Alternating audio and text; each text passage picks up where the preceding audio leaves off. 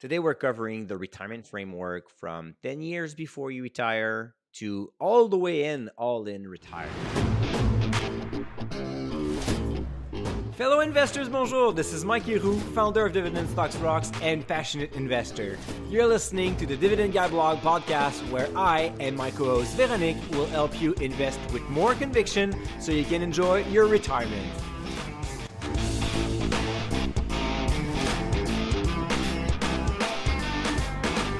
Growth investors, bonjour, Mike Leroux here. You're listening to the Dividend Guy podcast. I am with my co-host Véronique, and today we are getting a little bit outside of like the investing world, but still not too far away, right, Vero? Right, Mike, because listeners, you are used to hearing us talk about investment, but we don't often discuss the ultimate goal of investing, which we all have, and it is retirement. And yet, I feel like it's a source of stress or concern for many investors. So today, we'll help you start by giving a few ideas on the right mindset at the right time for the right goal. Yeah, we're covering a lot of grounds today, but the idea was more to discuss how you should approach retirement, like a while before you get there, right before you get there, once you are inside it, and then also talk about the latest stage of retirement. So, how do you see your portfolio and your goals once you're like 75, 80, 85 years old? So this is what we're going to talk about today. So yeah, take a good pad and some papers and a pencil, because we have a lot of things to discuss today. So, Mike, let's start with the different stages and mindset to get to retirement. The first one is 10 or more years before retirement, which I'm in. So, what should be my mindset at this stage? There you go. It's kind of ironic because it is probably the most important stage, while most of us don't think about it until we reach the age of like 50 or something. It makes sense as well. I mean, in your 20s, you're finishing your schools, you're starting your career, maybe you're starting your family. In your 30s, now you have kids, you have like a mortgage, and then you don't have much time, literally, to think about what am I going to do when I'm 65. It seems to be so far away that you almost forget about it. So the goal at this point is really to see that as a very long itinerary, like a big trip. So not being too precise, but more about like, okay, so now I need to start saving, because I mean the very first thing is really to put some money aside, even if it's like $50 a month. That's just enough. Like, start the habit, and then as you get a promotion, as you get a little bit more money or you pay off debts, you can increase that saving. But it's really about putting money aside, because the more you put aside, the easiest the choice will become once you get closer to retirement. The other thing is also to consider the expected return. If you are in your 30s, your 40s, even if you're in your 50s and you're thinking about retiring at like 60 or 65, you should see it this way. You're 50 today. Chances are you're going to live until the age of like 85, 90. So you have like at least 30, potentially 40 years down the road to invest. That is a very long time. So if you already start to secure your portfolio and aim for like GICs and high interest savings account, or you want to stay in cash just because the market is crazy right now, well, I have bad news and good news for you. The market will remain crazy. It's not a disease that it can solve. It was crazy 50 years ago. It is crazy today. It's going to be crazy for the next 50 years.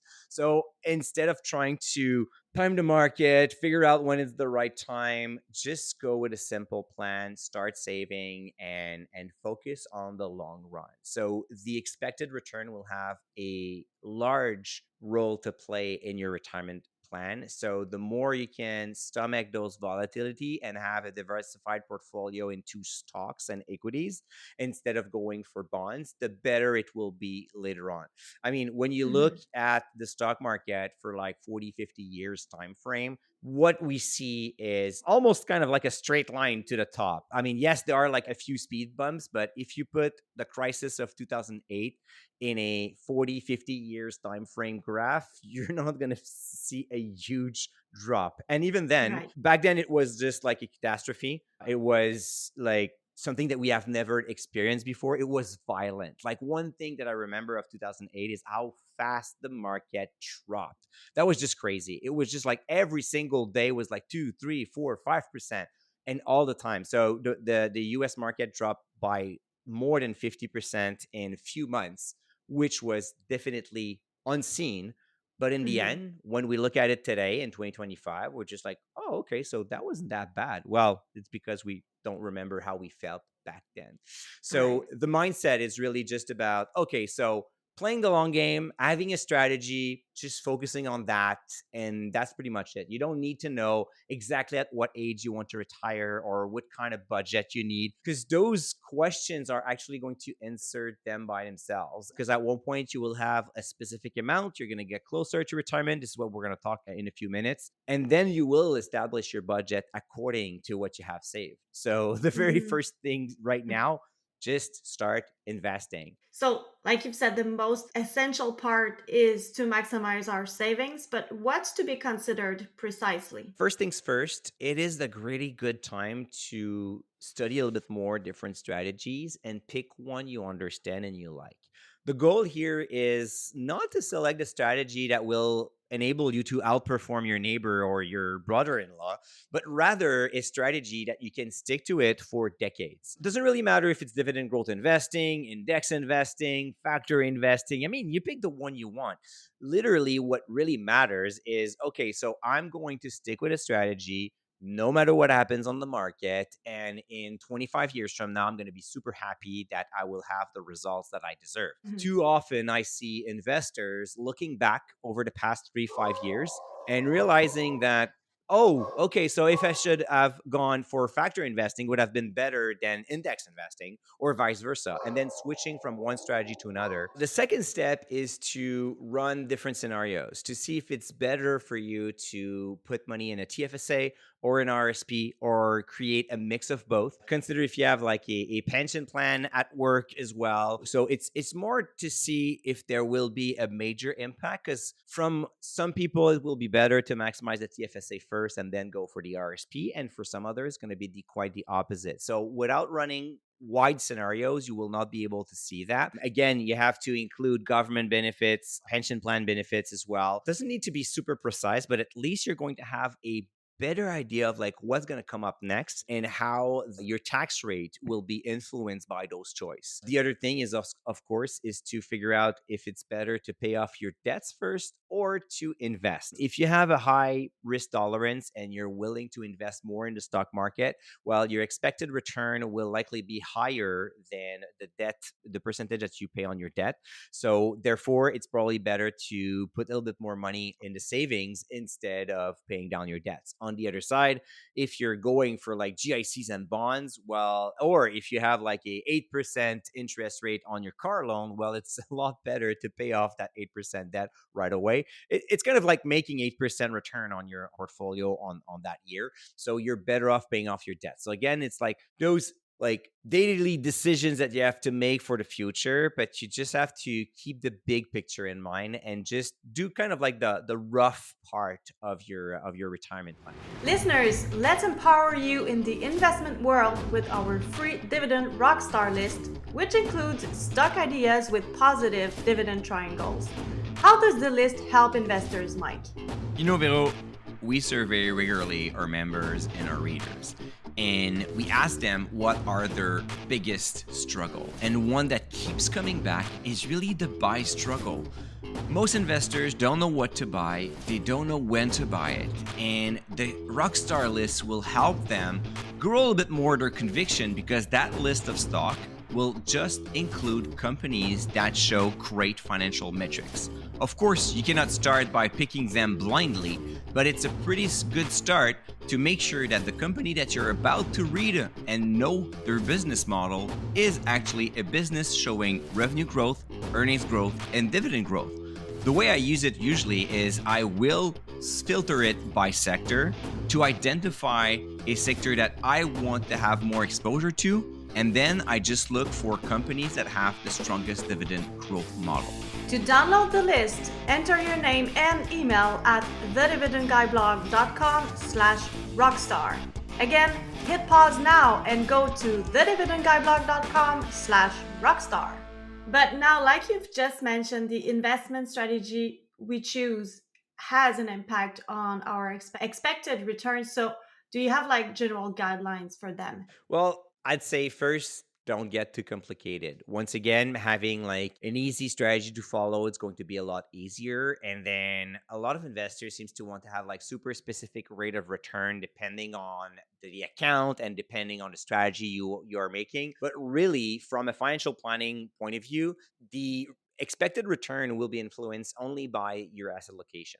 So asset allocation meaning that you have the cash accounts, the fixed income. So in the fixed income, you'll have like all kind of bonds. You will have like preferred shares, and then you have equities. So those are really the three type of assets that will grow over time. And again, it's not about looking at how much you made over the past 5 or 10 years, but at this point, you're going to project those numbers for the next 30, 40 years. So trying to mimic what you just did in the past 10 years, it's not going to make it. I would Mhm. suggest to go for like professional assumptions. You can easily find them online. I like to use FP Canada because they are supporting financial planner in Canada, and they're not trying to sell investment funds. They're just trying to have something very conservative. So for example, for the cash accounts, the percentage rate will be around like 2.5%. For fixed income, we're going to talk about 3.5%. Again, maybe you're able to average like 4.5 right now, good for you. But for 40 years, better off to manage with something a little bit smaller.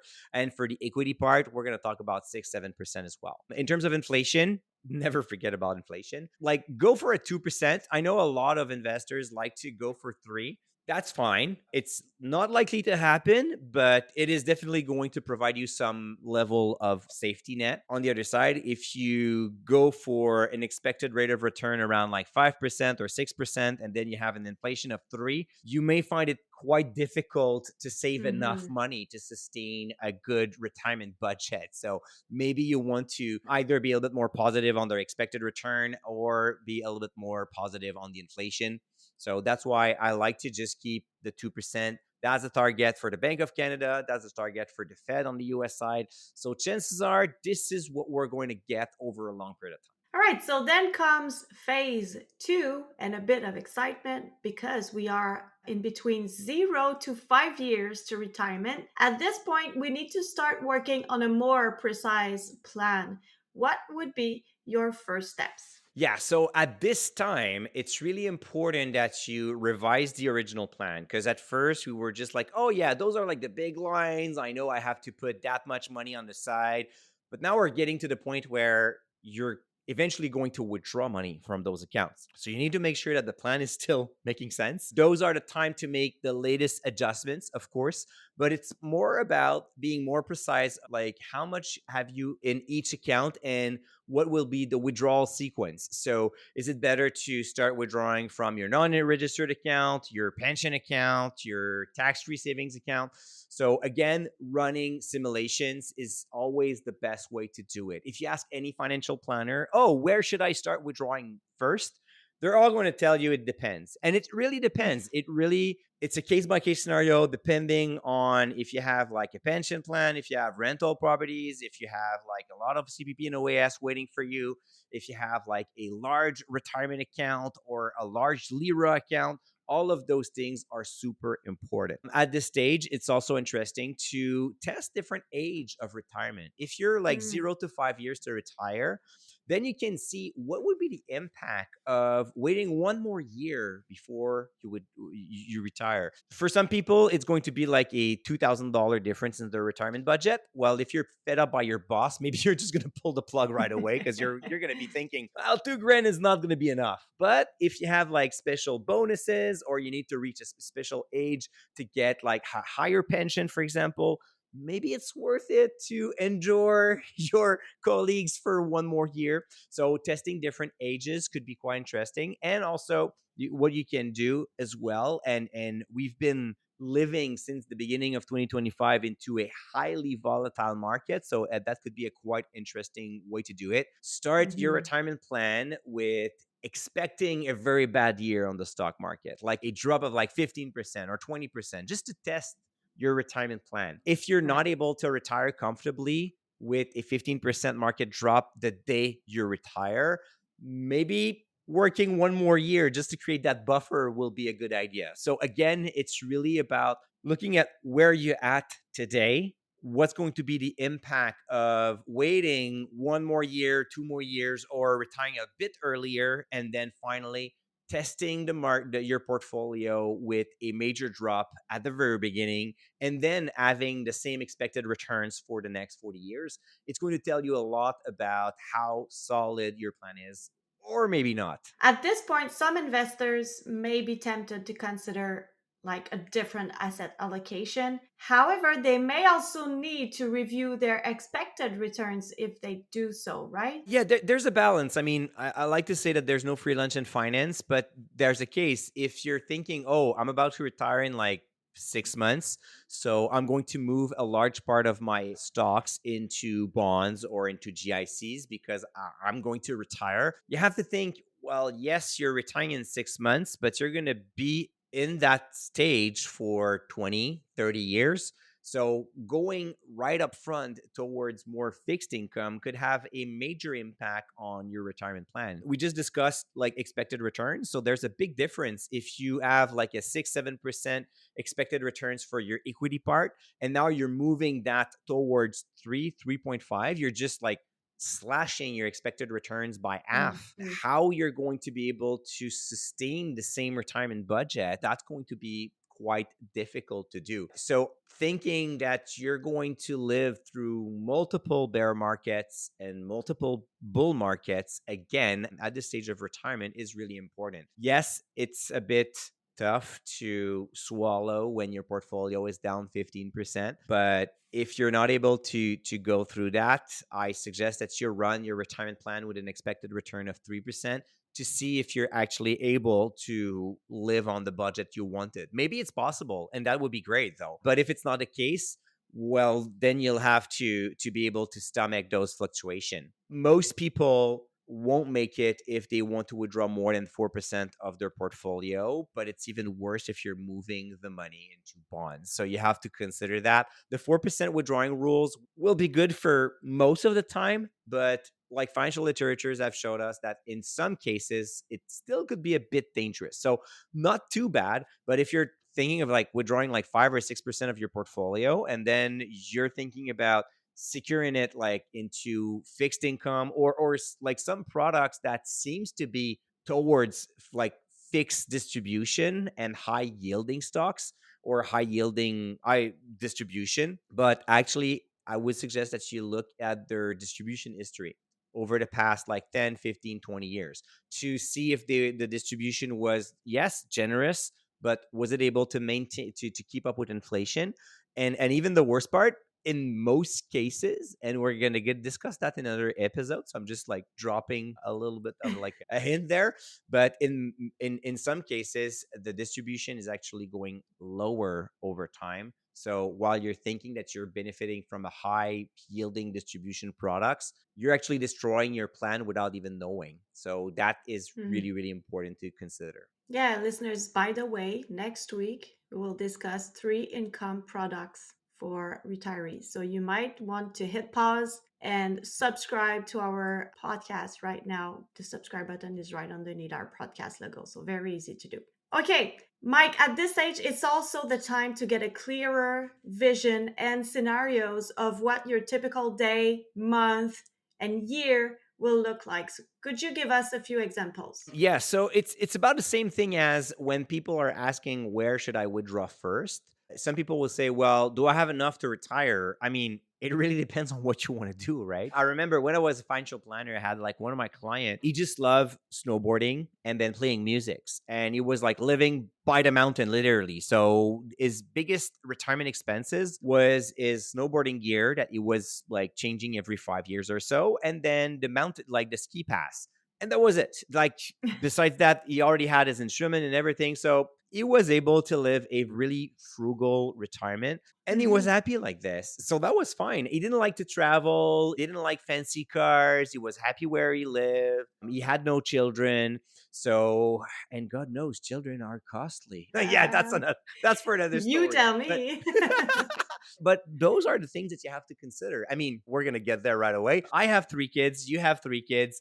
I Mm. would love to be able to support them while I am retired. So I have to consider that into my retirement budget. It's going to be completely different if I want to give like $50,000 to each of my children to help them as a cash down for their house, for example. That could change my retirement plan a lot. So those are the things you have to understand. Are you the type of person that you envision your retirement with like 3 luxury cruises per year? Then you also have to quantify those and making sure it Mhm. fits in within a budget. Or maybe you're just going to say, you know what, I just need like a small house where I'm going to be some hiking and reading, and I'm going to be happy like this. Well, there you go. You probably don't need to spend $75,000 a year at retirement if this is what your retirement goals are.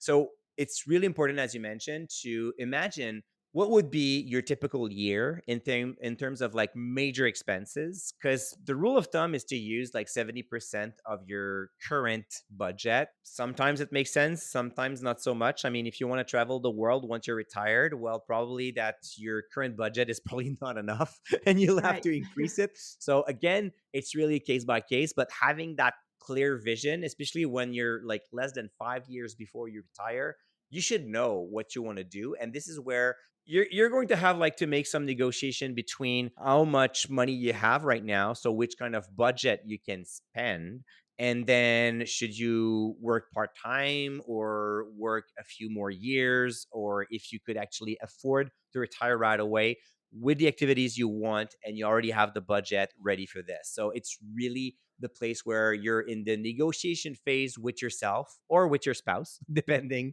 on who wants to spend the most at retirement. But this is where you're going to lay out those spending. Okay, so last phase now. Congrats, you've reached retirement.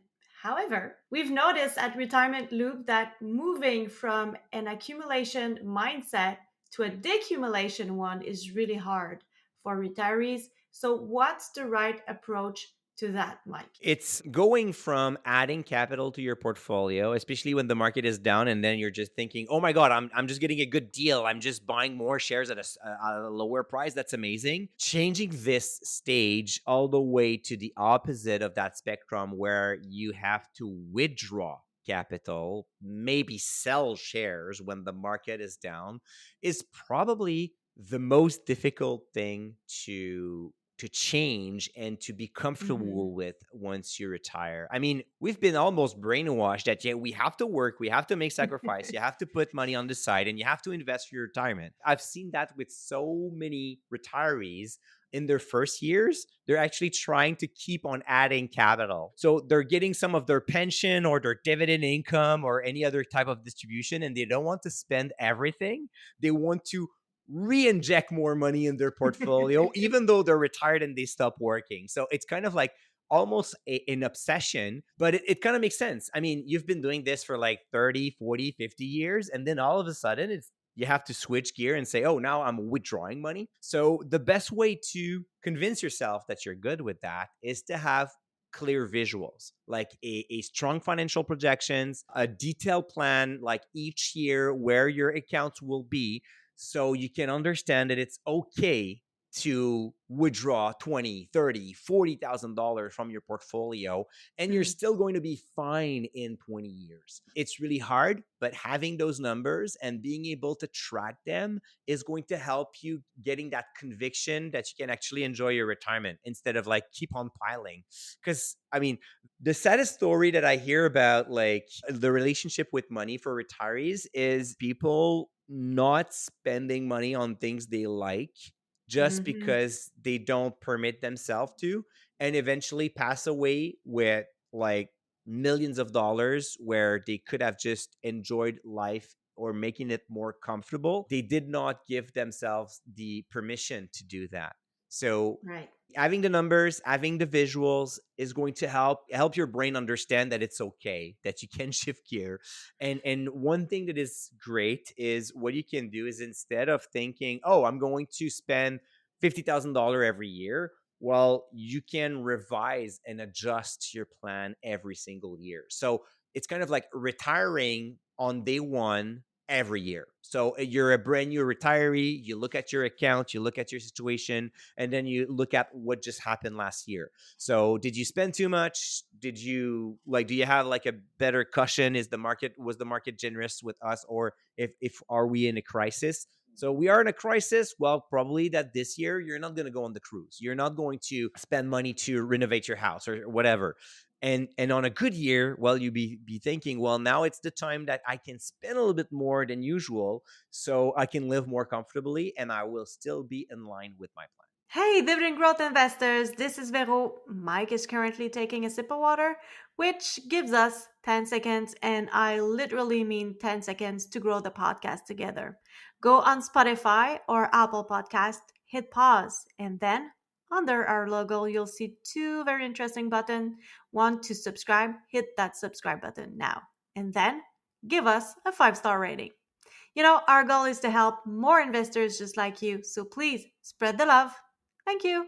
Mike, before we move on to retirement goals, I'd like listeners to know more about Retirement Loop because I've just mentioned it. It's a service we launched a couple of months ago for Canadians transitioning to retirement, wanting to keep the ship steady. Could you tell us more about it? Yeah, so Retirement Loop, I mean, right now it's closed. So if you go to retirementloop.ca, you can only join the waitlist. You won't be able to join the membership because when we open the doors, and we did that in December of 2024, we want to make sure that we welcome everybody the right way, that we are ready for this. So it is a community website where you get to connect with other retirees. What that is like one of like the best advantage there is you all have questions. But the thing is, other people are in the same situation and have the same question as you are. And then some others just went through those, find the information, and actually have the answers. So that's amazing. Right. And they have nothing to sell you because they just want to share their experience with you. So we Mhm. built Retirement Loop around three pillars, which is planning. So, of course, we have like retirement classes, we have a projection sheet where you can build your retirement plan, adjust it every year, pretty much what we have been discussing so far in this show today. And then the second part is investing. So we're going to talk about how to set up your portfolio depending on the strategy. So, of course, I am heavily focused on dividend growth investing, but at Retirement Loop, we look at all kinds of strategies. We talk about ETF, we talk about funds, we talk about bonds, we talk about everything, how you shape your Mhm. portfolio and the withdrawal mechanics. Because, of course, if you're dealing with an advisor, your life is easy. You just say, hey, buddy, I need $5,000 on the first of the month, and then boom, it magically happened. And the advisor say, yeah, don't worry about it. I'm taking care of it. But if you manage your portfolio, it's a little bit more complicated. Like, where do you get the money? Do you sell shares? Do you get like money from a cash savings account? Do you get some dividends, some distribution? All of those questions. So we talk about the withdrawal mechanics. And finally, after planning and investing, well, the most important part is enjoying. So we are also here to talk about travel, to talk about healthcare, and we want people to enjoy their retirement. We have launched the Looper Show. So once a month, we have some kind of like a webinar where we discuss specific Mhm. topics for retirees. We have a retirement coach. So if you have difficulties making your plan, playing around the projection sheet that we've built, we have someone helping you revising your numbers and of course making sure that you did not make any mistakes there, so you know that you can trust the projection and you know that you're in good shape. So that was quite a success. We have nearly 500 members already, and we are going to reopen the doors in May. So if you are interested, I think it's a really good time to go at retirementloop.ca and subscribe to the free newsletter over there to not miss when we reopen the doors. You know what, Mike? You recently reviewed 20 income focused products for loopers, and today I'd like to make this free guide available to listeners. So, what value will they find in it, Mike? Well, first, it's an example of what you can find in the monthly newsletter that we do at Retirement Loop. And this one was focused on reviewing products. So you have like one pagers giving you a small description, giving you ratings, pros, cons, common mistakes as well. So the goal was really to provide investors with a non biased point of view. So I'm not saying, oh, because it's not dividend stocks, it sucks. No, I wanted to Mhm. really highlight all the advantages and the disadvantages so you know exactly what you're getting. And I think it's crucial for retirees to build a portfolio that they will accompany them throughout the next 25 years, and not like making common mistakes and investing in something, not knowing exactly the specific rules and finding out too late, like with a loss of money, a loss of income. And this is why I created this guide, so you know how to shape your portfolio using specific products that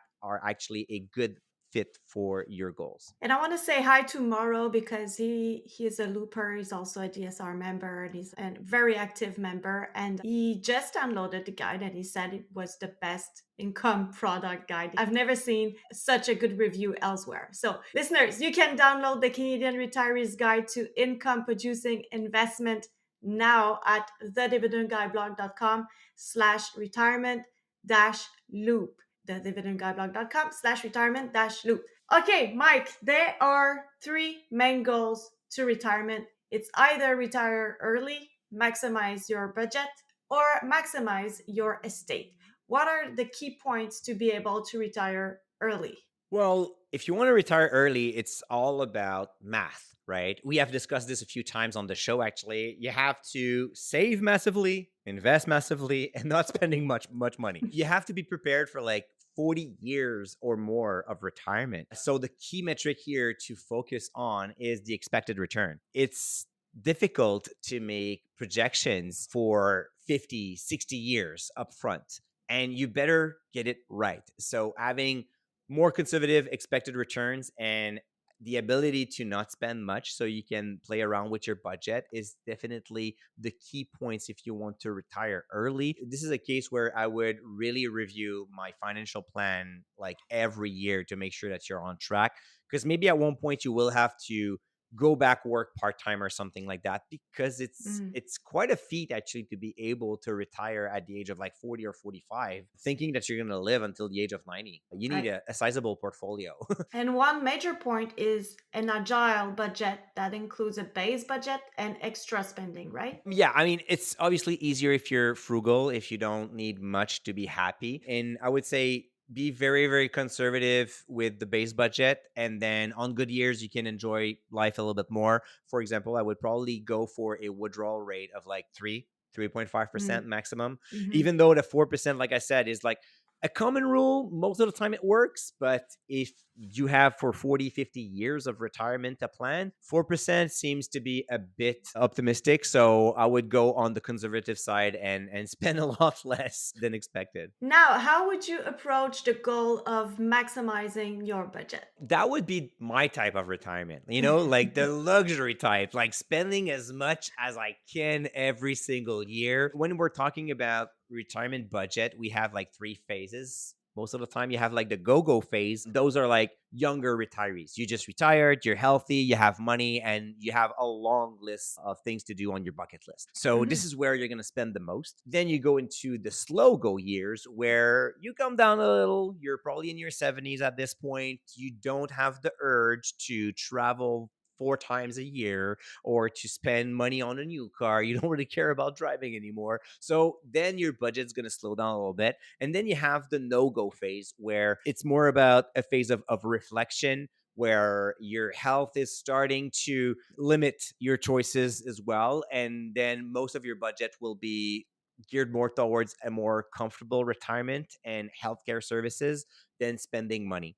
When you want to maximize your budget years, it's all about the first 10, 15 years depending on how fast you want to retire, but also understanding the impact of spending at the beginning of your retirement. It sucks because you have this balance where if you spend too much at the beginning, yes, this is where you have like the more energy to enjoy the money that you're going to spend, but you don't want to spend too much and then live miserably the last 10 years of your Right. life. So Mhm. trying to get that balance between both is not easy, but again, it can be done throughout multiple scenarios using a projection sheet. If you don't have like a clear retirement plan, you cannot just go and say, "Oh, I'm just going to spend as much as I can." Well, maybe one day you're going to wake up and like you're going to run out of money. And a lot of retirees who have that goal of maximizing their budget want to die with zero money. But Why do you still encourage having a small cushion? You know what, Vero? I do have the book Die with Zero on my desk, and right now I'm reading like Onward, the book written by Howard Schultz, a Starbucks CEO, and it's the next one on my to do list is to read Die with Zero. I find it's really interesting because you're trying to maximize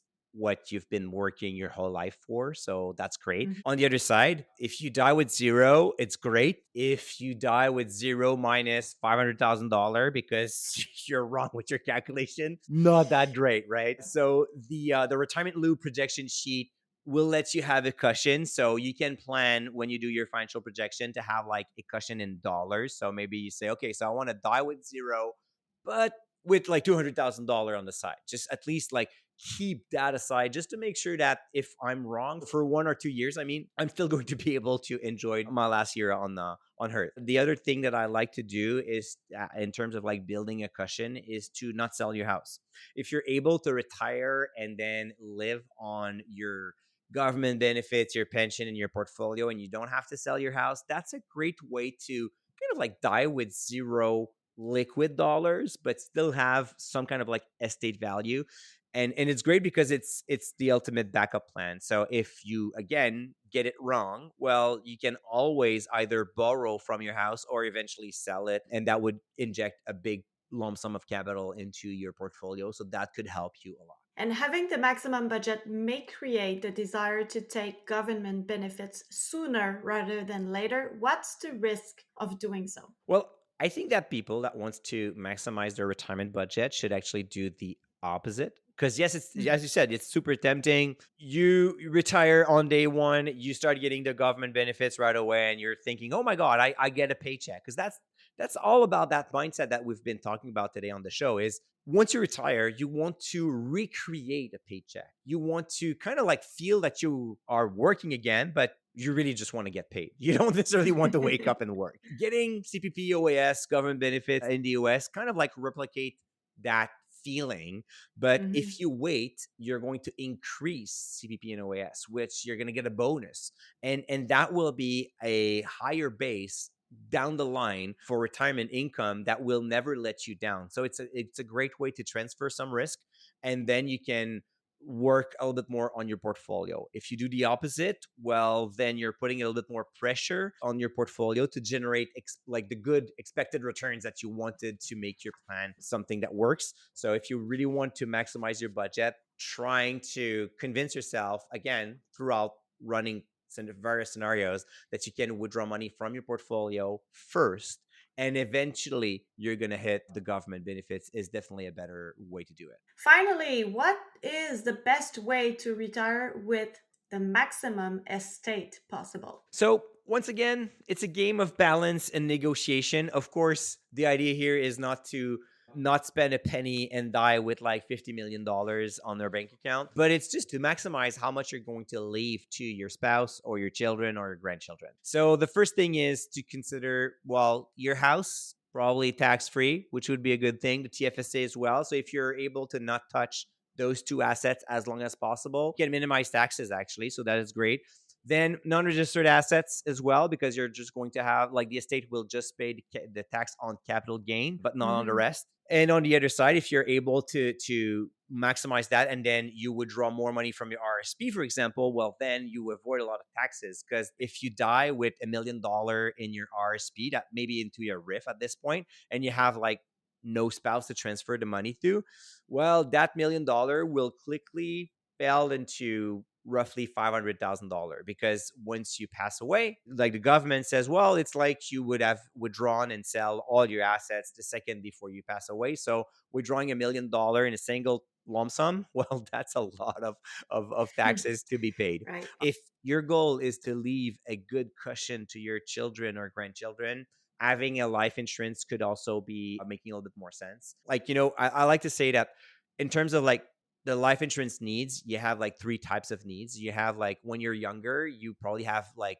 financial dependence. So if you have like young children, you want to have like a life insurance to cover for their future expenses if you die today. Then Mhm. you want to cover your debts and your financial responsibility. So that's the second type of need. And the third one is actually what I like to say playing Santa Claus. So it's, hey, Merry Christmas. I'm dead, but here's $1 million. So it's a little bit better.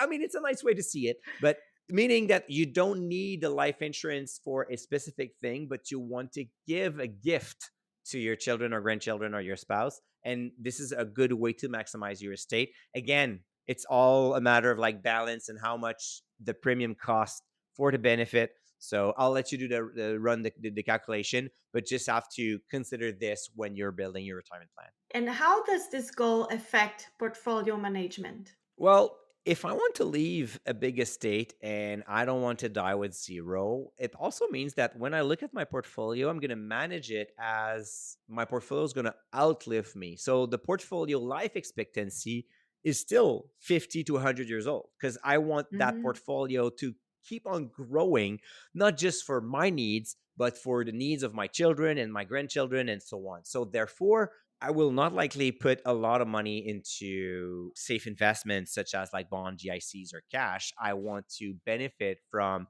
the growth offered by the stock market. So Right. probably focusing on almost 100% equity type of portfolio. Again, could be rough sometimes, especially because you will probably withdraw money from the portfolio at the same time. So again, it's a matter of like balance and negotiation, but having this thought, and we usually discuss this at DSR as well. Sometimes we got a question of like, okay, Mike, but what if I'm like 80 years old today and I have my portfolio? Is it time to go back into like something in safer? Well, then you Mm. have like two ways of seeing it. Either you go safer because you don't want to deal with the stock market and you need that money, so which is totally fine. It's a lot more important to sleep well at night than to beat your brother-in-law anyways during the Christmas party on the on investment returns.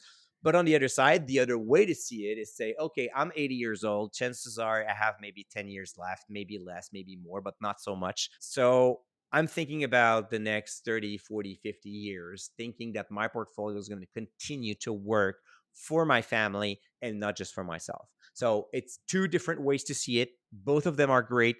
It's just a question you have to ask yourself to see which one you feel better about. And what are the pros and cons of keeping all estate until you die versus giving some of it while you are still alive? Well, when you're able to help your children when they need it the most, I guess it would feel great. And you need it the most in your 30s and 40s. I remember I had like clients when I was financial planner. I had one particularly, he inherited of like $500,000 at the age of 67.